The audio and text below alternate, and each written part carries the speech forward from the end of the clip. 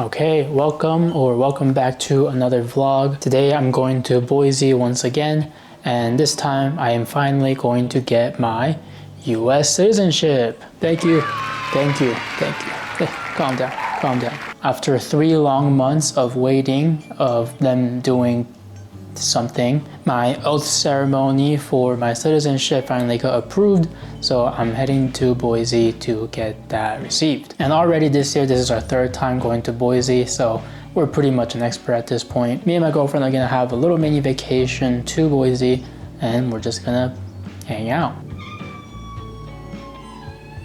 What? But anyways, before we start driving down for the trip, I need to clean up the house a little bit. You know, our dishes all piled up and I got some laundry to fold. And I want to keep our apartment clean before we leave so that when we come back, you know, we don't have to do any chores. So I got my can of Bloom and got some caffeine in me. So let's get to work. I've been having these a lot more recently. They're so fucking good.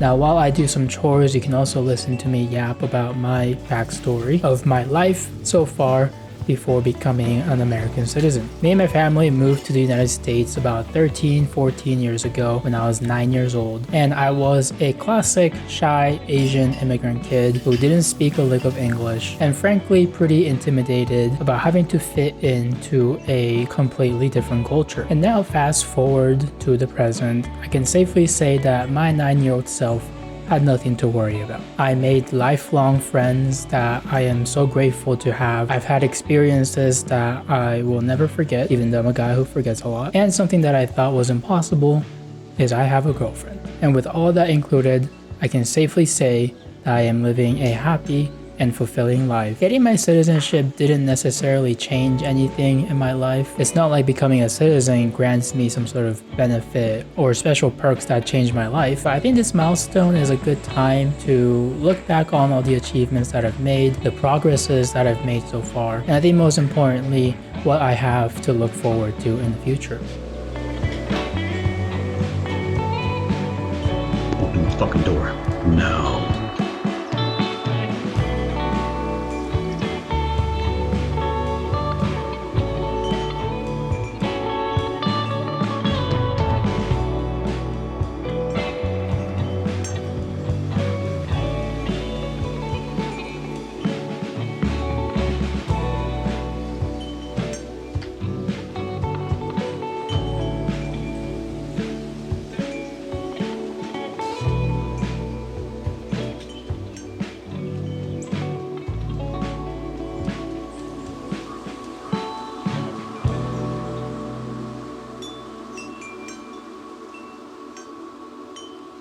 Now, the drive to Boise is certainly a dreadful one. It's 3.5 hours of, pretty beautiful scenery, but you do get tired of it at some point. But we drove down in the evening, day before the ceremony, and it was already pretty late by the time we checked into the hotel, so we immediately went to bed. The next morning, we went to one of our favorite bagel places, Goldstein Bagel. We just absolutely fell in love with this place since the last time we were here, and we absolutely had to get the spicy boy bagel. Then we had a couple more hours to spare until the ceremony, so we just walked around town, stopped by one of these volunteer secondhand bookstore where they had a pretty cool selection of books and other secondhand items.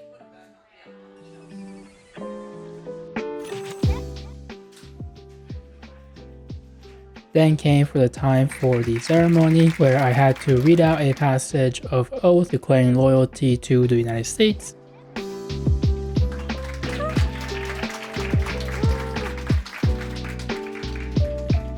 Along with a fun activity of singing the national anthem, of which I did not know the lyrics of, and saying the Pledge of Allegiance.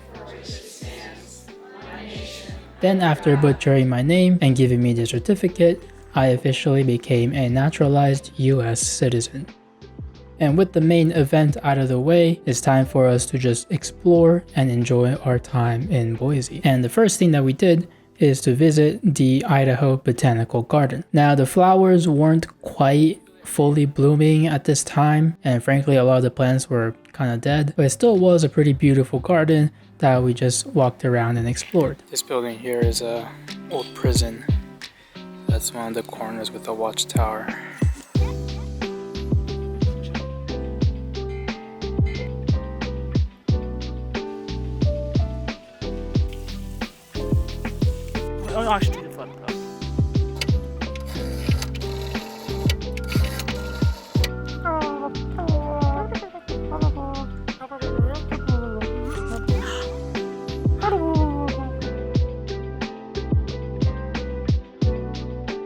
After that, we took a little coffee break and had a little bit of a snack before heading downtown for a nice little dinner.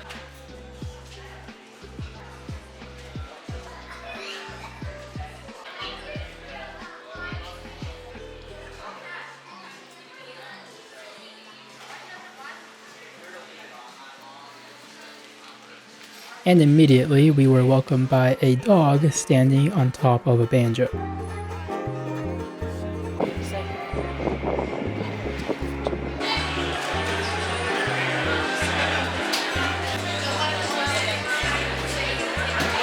I guess the lights are. I can't remember. Head into it. We also came across this photo booth in the middle of the street that prints out real film photo on the spot, which was pretty cool.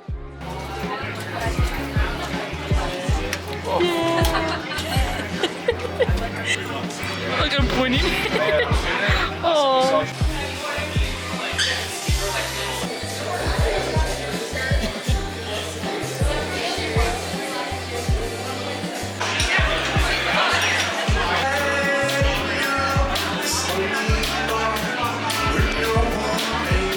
The next morning, before heading back home, we wanted to visit a place called Garden City, specifically the Esther Simplot Park, a park that is built on top of the river/lake where the running water becomes a beautiful part of the park, as well as a perfect place for wildlife and general water-based activity like fishing or playing in the water. And one of the really cool things that they have in this park is that there are specific days where the dam changes the formation so that people can either surf or raft on the river.